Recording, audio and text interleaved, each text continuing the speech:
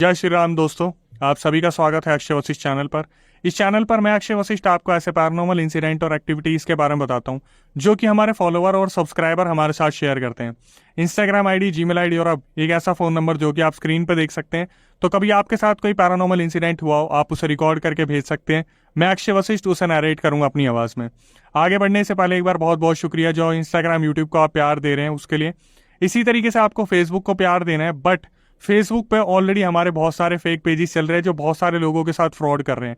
तो सही तरीका मैं आपको बता देता हूँ, हमारे डिस्क्रिप्शन में जाइए और जो लिंक दिया हुआ है फेसबुक का उसे फॉलो करके आप हमारे पेज पे पहुंच सकते हैं। हमारा यूजर नेम है अक्षय वशिष्ठ हॉरर, उसे ही फॉलो कीजिए ताकि आप दूसरों को भी ऐसे फ्रॉड होने से बचा सके।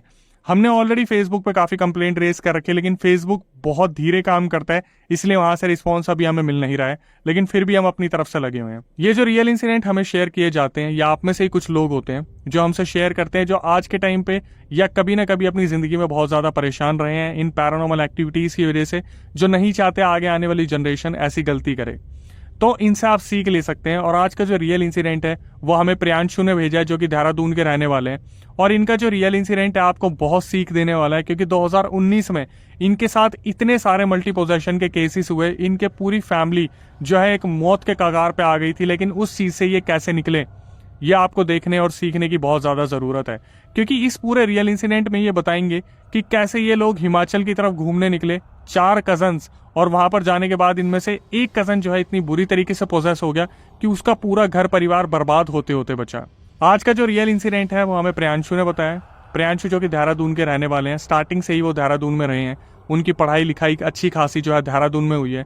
अभी उनका वेल स्टैब्लिश बिजनेस है देहरादून में। प्रियांशु ने बताया, अक्षय भाई बात है 2019 की, जब मैं अपने बिजनेस में अच्छा खासा सब कुछ कर रहा था, अपने शॉप पे बैठा हुआ था, मेरे हिमाचल वाले कजन का मेरे पास कॉल आता है, अमन का। वो अपने बर्थडे सेलिब्रेशन के लिए मुझे इनवाइट करते हैं हिमाचल में। और प्रियांशु पूरी तरीके से रेडी थे, क्योंकि काफी टाइम से वो बाहर नहीं निकले थे अपने घर से, उनका काफी टाइम से बाहर जाना नहीं हुआ था, तो वो भी इस चीज को एक्सेप्ट कर लेते हैं। लेकिन इसी बीच 2 लोगों की एंट्री होती है, जो कि लुधियाना वाले 2 कजन होते हैं, जिनमें से एक का नाम होता है ललित और एक का नाम होता है तन्मय।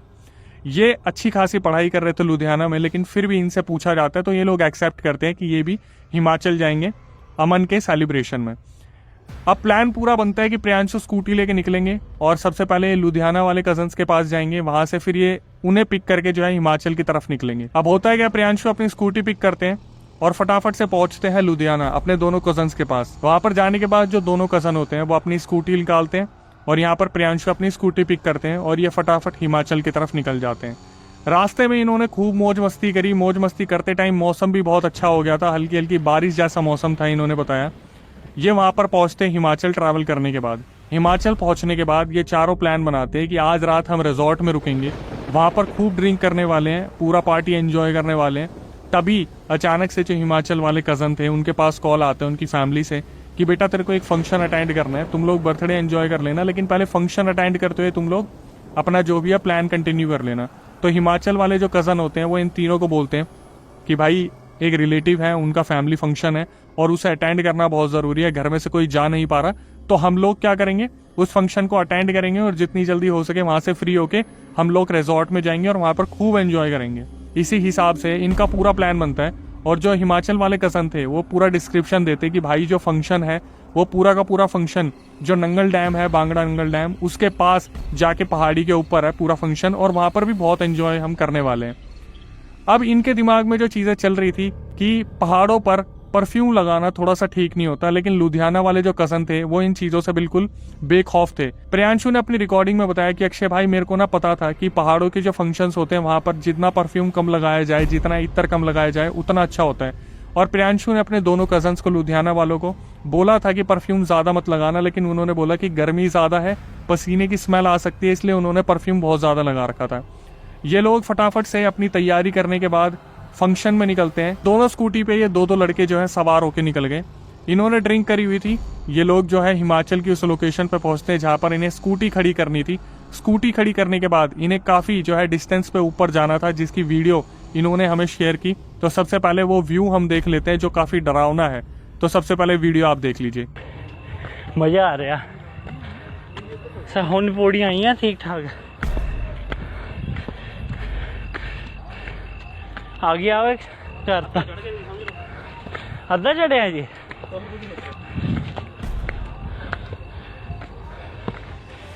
भाई उत्तो कितना दी आवाज आई है सारी। अब वीडियो अगर आपने देख लिया तो आप देख सकते हैं कि ये आपस में बात करते हुए ऊपर चढ़ रहे थे। अब ये वीडियो हमसे प्रियांशु ने क्यों शेयर की, क्योंकि ये इकलौता एविडेंस है कि ये लोग वहां पर गए थे और वहां पर क्या क्या इनके साथ हुआ था। तो प्रियांशु ने बताया कि भाई जो लुधियाना से कजन आए थे उनको इन दोनों ने, मतलब हिमाचल वाले और प्रियांशु जो देहरादून के थे, पहाड़ी पर रहा करते थे, तो इन्होंने डरा रखा था कि भाई रात को पता है यहाँ पर बाघ आ जाते, चीते आ जाते और इंसानों को रोन देते हैं। और जो लुधियाना वाले कजन थे वो ऑलरेडी काफी डरे हुए थे। लेकिन लुधियाना वाले कजन्स में जो तन्मय था वो सबसे छोटा था और वो सबसे ज्यादा नीडर था। तो अब मैं बता देता हूँ किस हिसाब से ये लोग चल रहे थे। सबसे आगे हिमाचल वाले कजन थे, उसके पीछे प्रियांशु थे, उसके बाद जो थे तीसरे कजन थे लुधियाना वाले, और सबसे पीछे जो थे वो चल रहे थे तन्मय। तन्मय जब आगे आगे चल रहे थे तो तन्मय की एक खासियत थी कि तन्मय ने ड्रिंक नहीं कर रखी थी, बाकी तीनों ने ड्रिंक कर रखी थी। ये लोग धीरे धीरे ऊपर की तरफ चलते हैं, तभी तन्मय को ऐसा लगता है जैसे पीछे कोई उनके चल रहा है, जैसे पत्तों के ऊपर चलने की आवाज आती है और कोई चीज दबने पर जैसे पत्ते की आवाज आती है, कर कर करके ऐसा लग रहा था जैसे तन्मय के पीछे कोई आ रहा है। तन्मय उस टाइम पे बहुत ज्यादा डरे हुए थे। इन्होंने एक बारी को इन तीनों को बोला कि रुकना जरा, मुझे ऐसा लग रहा है जैसे कोई है। और फिर अचानक से पीछे आगे देखकर वो बेखौफ हो गए कि शायद उनका वहम था, कोई जानवर होगा। फिर ये लोग जो है ऊपर चलना स्टार्ट करते हैं और पहाड़ी के पास पहुंचते हैं। अब प्रियांशु ने बताया कि अक्षय भाई जब हम उस फंक्शन में पहुंचे, हमने वहां पे अच्छा खासा खाना खाया, सब कुछ करा, 1:30 बज गया हमें वहां पे। 1:30 बजे हमने प्लान करा कि अब हम यहाँ से निकलते हैं और रिजॉर्ट की तरफ चलेंगे। तो हुआ क्या, जब ये लोग वहां से निकलते हैं, और जैसा मैंने बताया कि तन्मय ने ड्रिंक नहीं कर रखी थी, बाकी लड़कों ने ड्रिंक कर रखी थी तीनों ने।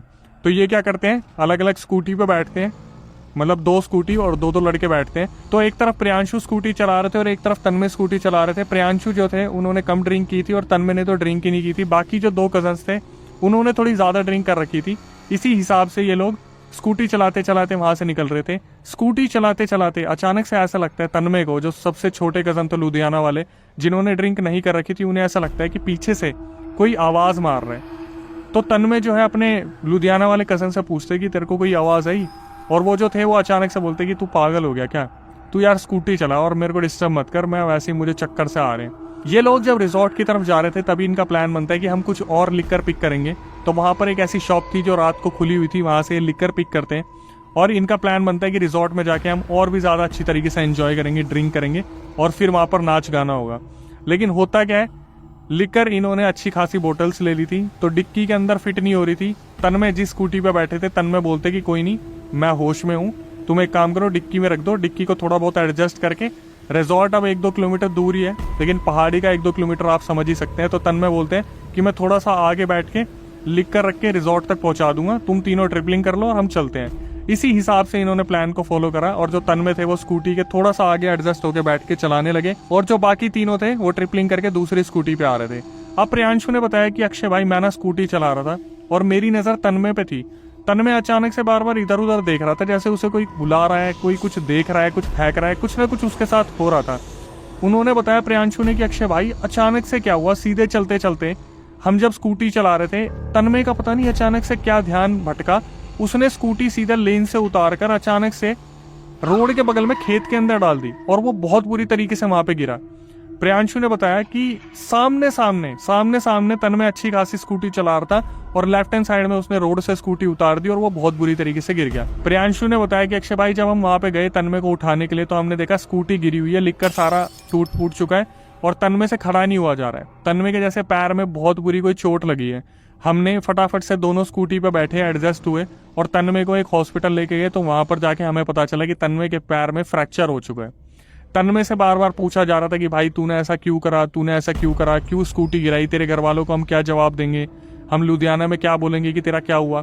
तो तन्मय बोलता है कि भाई मुझे ऐसा लगा जैसे पता नहीं मैं नहीं था उस पोजीशन में, बट मुझे नहीं पता मैं कैसे डिसबैलेंस हो गया और कैसे स्कूटी गिर गई। मतलब तन्मय के पास कोई जवाब नहीं था इस चीज का कि एक्चुअली में वहां पर हुआ क्या था।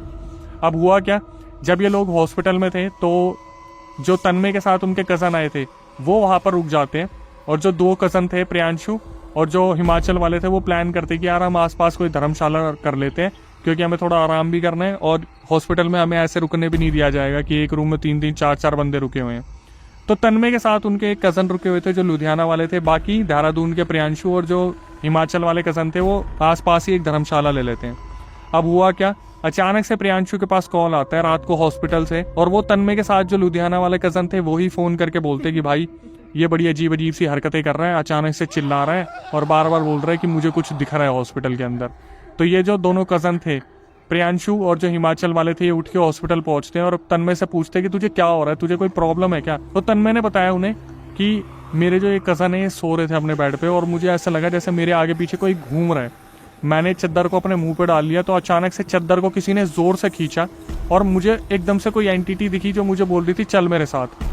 ये सुनने के बाद सबके पैरों तले जमीन खिसक गई थी कि ऐसा कैसे पॉसिबल हो सकता है। लेकिन सोचने के बाद प्रियांशु ने मुझे बोला कि अक्षय भाई मुझे ऐसा लग रहा था जैसे तन्मय ने ड्रिंक नहीं करी और तन्मय किसी एंटिटी का शिकार हो चुका है। इन लोगों ने फिर भी इस बात को आई गई कर दी। सुबह तक ये तीनों कजन जो थे तन्मय के पास रुके और डिस्चार्ज करवाने के बाद प्लास्टर लगे पोजीशन में ये फटाफट से लुधियाना निकलते हैं और तन्मय को और दूसरे कजन को वहाँ पे छोड़ते हैं। हालांकि तन्मय के पापा जो थे वो बहुत ज़्यादा सपोर्टिव थे तो उन्होंने ज़्यादा सवाल नहीं पूछे।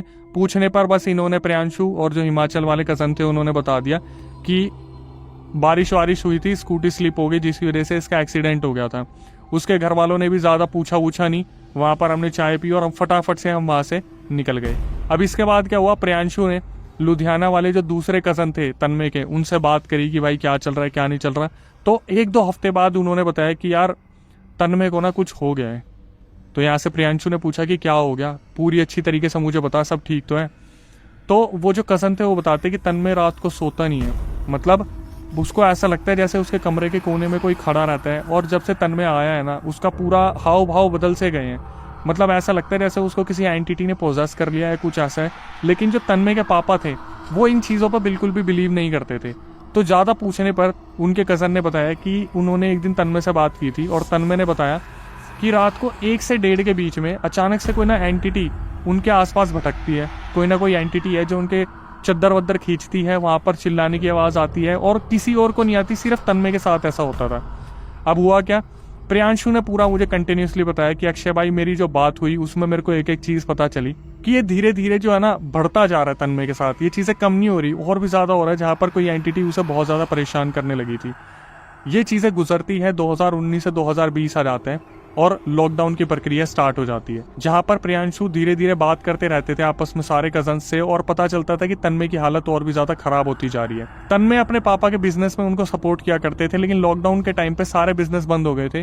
तो सुबह तन्मय जाते थे, थके हारे शाम को आते थे और कैसे न कैसे अपनी नींद ले लेते थे।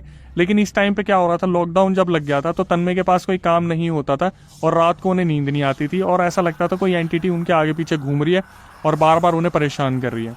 तन्मय ने क्या करा, 2020 में सबसे पहले अपनी मम्मी को बताया कि मम्मी रात को 1 से 1.5 के बीच में मुझे ऐसा लगता है मेरे कमरे में कोई ना कोई चीज़ है जो आती है और कुछ ना कुछ पंगे करती है। पहले तो तन्मय की मम्मी ने इस चीज़ पर बिल्कुल बिलीव नहीं किया, लेकिन फिर तन्मय ने बोला कि आप चल के मेरे कमरे में सोइए, रात के 1-1.5 बजे कुछ ना कुछ होता है वहाँ पर, आप भी इस चीज़ को महसूस करोगे। उनकी मम्मी जाती है, एक रात वहाँ पर उनके साथ सोती है और अचानक से एग्जैक्टली 1 से 1.5 के बीच में उनकी भी आँख खुल जाती है। उनकी मम्मी सोचती है कि नहीं 1-2 दिन देखते हैं, क्या पता शायद ऐसे ही खुल गई हो, कुछ कोइंसिडेंस हुआ हो। लेकिन जब दूसरी रात भी ऐसा ही होता है कि 1 से 1.5 के बीच में अचानक से उनकी आंख खुलती है और उन्हें लगता है कि आसपास कोई चल रहा है, हालांकि उस कमरे में कोई भी नहीं होता। तन्मय की मम्मी ने तीसरा दिन नहीं लिया, सीधा उनके पापा को बता दिया कि इस लड़के के साथ कुछ गलत हो रहा है और पक्का इसके कमरे में रात के 1 से 1.5 के बीच में कोई ना कोई कुछ ना कुछ होता है, ऊपरी चक्कर, जिसकी वजह से तन्मय बहुत ज़्यादा परेशान हो रहा है। अब इन सब चीज़ों के बीच में क्या हो रहा था, तन्मय के जो घर में फाइनेंशियल लॉसेस थे वो बहुत ज़्यादा स्टार्ट हो गए थे, हेल्थ में इश्यूज आने स्टार्ट हो गए थे। तो तन्मय की मम्मी ने तीसरे दिन ही बता दिया कि ऐसे ऐसे इसके कमरे में कुछ ना कुछ होता है और इनके पापा ने डिसाइड करा कि अब मैं तन्मय के साथ सोऊंगा। तन्मय के पापा जाते हैं, उनके साथ सोते हैं। एग्जैक्ट 1 से 1.5 के बीच में उनकी भी आँख खुल जाती है। वो अपने आप को दिलासा देते हैं, ये सोचिए कि नहीं यार शायद मैंने दिमाग में ठान रखा था कि 1 से 1.5 के बीच में ऐसा कुछ होगा, इसलिए मेरी आंख खुल गई। 1 हफ्ते तक तन्मय के पापा उनके साथ सोते रहे और 1 बजे से लेकर 1.5 बजे तक रोज उनकी आंख खुलती और ऐसा फील होता कि यार कुछ तो गड़बड़ है, आगे पीछे कुछ तो दिक्कत चल रही है, जिसकी वजह से तन्मय जो है वो फिट एंड फाइन नहीं है और फैमिली में लॉसेस हो रहे हैं, बहुत ज़्यादा चीज़ें ऊपर नीचे हो गई हैं। तन्मय के पापा अपने रिलेटिव से बात करते हैं और उन्हें एक मंदिर के बारे में पता चलता है जिसका नाम है चिंतपूर्णी माता मंदिर। बहुत लोगों की बहुत आस्था थी इस मंदिर पे, आज भी है, और इस मंदिर में माना जाता है कि ऐसी चीज़ें घुसते ही पूरी तरीके से नष्ट हो जाती हैं। तो तन्मय के पापा प्लान करते हैं कि वो तन्मय को इस मंदिर में लेके जाएंगे। अब पूरा का पूरा डिस्क्रिप्शन प्रियांशु ने बताया कि अक्षय भाई जब उस मंदिर के वहाँ पे हम जाते हैं ना तो अच्छी खासी लाइन लगती है मंदिर में अंदर जाने के लिए। हुआ क्या, जब तन्मय को उनके पापा मंदिर के वहाँ लेके गए तो तन्मय बेहोश हो गए वहाँ पर। पहले उन्होंने बोला मेरे सर में दर्द हो रहा है, फिर अचानक से लाइन में, मंदिर की लाइन में, मंदिर के अंदर तक नहीं घुसे, मंदिर के बाहर लाइन में ही वो बेहोश हो गए। तो प्रियांशु ने बताया कि अक्षय भाई जैसे तन्मय वहाँ बेहोश हो गया उनके पापा बहुत बुरी तरीके से डर गए। वो वहाँ पर अलग अलग लोगों की मदद मांगने लगे, किसी ऐसे इंसान को ढूंढने लगे जो शायद उनके बेटे को ठीक कर सके। तभी वहाँ पर कुछ लोग थे जो बताते कि वहाँ पर एक बहुत सिद्ध बाबा बैठे हुए हैं और काफ़ी टाइम से वो वहाँ पर जो है बैठकर लोगों का भलाई कर रहे हैं, तो आप उनके पास जाओ। तो तन्मय के पापा उनकी मम्मी को वहाँ पर तन्मय के साथ छोड़ के उन बाबा के पास जाते हैं और बाबा को सब कुछ बताते कि ऐसे ऐसे मेरे बेटे के साथ 2019 से होता आ रहा है और प्लीज़ उसे ठीक कर दीजिए। वहाँ पर हाथ पैर जोड़ने लगते हैं। तो जो बाबा वहाँ बैठे हुए थे वो अचानक से बोलते हैं कि उन्हें सब कुछ पहले से ही मालूम है और वो उन्हें बताते कि ये सारी चीज़ें कहाँ से शुरू हुई थी। मतलब जब हिमाचल में ये लोग घूमने गए थे, वहाँ पर जब ये लोग पैदल पैदल जा रहे थे, सबसे पहले जो तन्मय को आवाज़ आई थी वहाँ पर कोई एंटिटी बैठी थी जिसने तन्मय को जो है पोजेस कर लिया था। उसके बाद स्कूटी वाला जो हादसा हुआ वहाँ से उसे और कमज़ोर कर दिया और लॉकडाउन ने तन्मय को पूरी तरीके से घर में जो है पोजेस करके रखा हुआ था, बांध के रखा हुआ था और तन्मय के ऊपर ये एंटिटी बहुत जल्दी और बहुत ईजिली आ गई थी क्योंकि तन्मय धीरे धीरे बहुत ज़्यादा टूट चुका था। अब बाबा से पूछा गया कि क्या करा जा सकता है, तो वो अपनी तरफ से एक ताबीज़ देते हैं और बोलते हैं कि इस ताबीज़ से तन्मय की रक्षा होगी और इस ताबीज़ को कभी भी उतरने मत देना। जिस दिन ये ताबीज़ उतर जाएगा उसी दिन ये ताबीज़ खंडित हो जाएगा। तन्मय के पापा वो ताबीज़ लेते हैं अपने हाथ में, आते हैं, ताबीज़ जो है तन्मय को पहनाते हैं और गाड़ी बुला के वहाँ से बाबा का आशीर्वाद लेके निकल जाते हैं। अब प्रियांशु ने बताया कि अक्षय भाई तन्मय की हालत में बहुत अच्छी तरीके से सुधार आने लग गया, लेकिन बोलते हैं कि कभी ना कभी तो इंसान से कोई ना कोई गलती दोबारा होती है जिसकी वजह से फिर दोबारा वो मुसीबतें स्टार्ट हो जाती हैं। तन्मय कुछ अपने दोस्तों के साथ एक दिन स्विमिंग करने गए स्विमिंग पूल में और जब उन्होंने वहाँ पे डाइव मारी तो वो ताबीज़ उनके गले से उतर गया और वो उस स्विमिंग पूल में ही बेहोश हो गए। उनके दोस्तों ने उसे निकाला और उसके घर तक पहुँचाया, तब तक वो होश में आ गए थे। अब इन्होंने इस ताबीज़ पर ध्यान नहीं दिया कि वह स्विमिंग पूल में उतर चुका था। वहाँ पर आने के बाद तन्मय के साथ ये हरकतें फिर दोबारा 1-2 महीने में स्टार्ट होनी शुरू हो गई, जहाँ पर बार बार कोई एंटिटी तन्मय के ऊपर चढ़ के बैठ जाती है और स्लीप पैरालिसिस के अटैक और गला दबने की हरकत बहुत ज़्यादा नॉर्मल हो गई थी। अब जब दोबारा तन्मय के पापा को पता चलता है कि ताबीज़ उतर गया है और बार बार उनके साथ ये हरकतें हो रही है तन्मय के साथ, तो वो मेहंदीपुर बालाजी लेके जाते हैं। मेहंदीपुर बालाजी ले जाने पर तन्मय को 2-3 महीने तो राहत मिल जाती है, लेकिन फिर दोबारा उनके साथ कुछ ना कुछ यही सब कुछ स्टार्ट हो जाता है। तो वो फिर दोबारा डिसाइड करते हैं कि उन्हीं बाबा के पास जाना पड़ेगा, चिंतपूर्णी माता मंदिर, और वहाँ पर बाबा को वो दोबारा दिखाएंगे। तो तन्मय के पापा उन बाबा के पास जाते हैं और बाबा को जाके बताते हैं कि ऐसे ऐसे जो है खंडित हो गया वो ताबीज़, लड़का स्विमिंग पूल में गया था। तो बाबा बोलते हैं मुझे सब मालूम है और अब अगर हमें इस लड़के की जान बचानी है तो हमें हवन करना होगा। हवन करने के बाद जो जो मैं आपको बोलूँगा वो आपको करना होगा। इनके पापा जो थे तन्मय के बिल्कुल भी देर नहीं लगाते और वहाँ पर हवन की प्रक्रिया पूरी स्टार्ट हो जाती है।